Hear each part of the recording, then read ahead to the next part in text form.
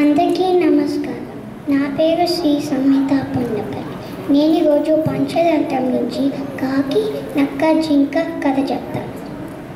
అనంగా ఒక కాకి ఒక జింక స్నేహంగా ఉండేవి. ఒకరోజు ఒక నక్క వచ్చింది. నక్కంది, జింక జింక మనం స్నేహం చేసుకుందామా? జింకంది, నేను కాకిని అడగాలి. కాకిని అడిగినప్పుడు కాకంది, మనం కొత్త వాళ్ళతో స్నేహం చేసుకోకూడదు, అందుకంటే మనం కొత్త వాళ్ళని నమ్మకూడదు.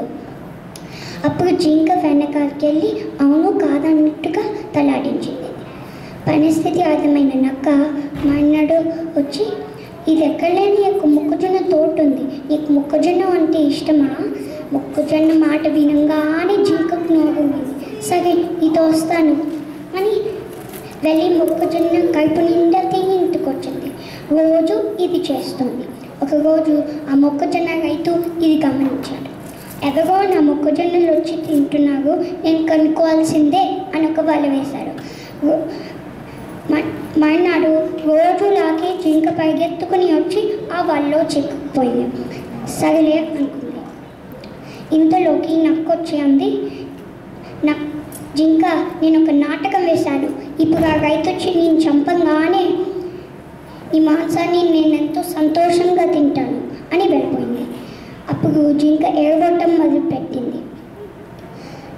ఇంతలోకి కాకొచ్చి భయపడదని చెప్పి చెవిలో ఒక ఉపాయం చెప్పింది. సరే అని అంది. చచ్చిపోయిందా అన్నాక పడుకున్నది. అప్పుడు రైతు వచ్చి చూడంగానే కాకి ముక్కుతో జింక కంటి మీద పొడుస్తోంది. అప్పుడు ఆ రైతు వల తీసేశాడు. వల తీయంగానే కాకి చెట్టు మీద వాలి కా కా అని వచ్చింది. అప్పుడు జింక లేచి పరిగెత్తుకుని వెళ్ళిపోయింది. అది చూసిన రైతుకి చాలా కోపం వచ్చింది. ఈ జింక నన్ను మోసం చేస్తుందా, చూడండి నేను చేస్తాను అని ఒక కత్తి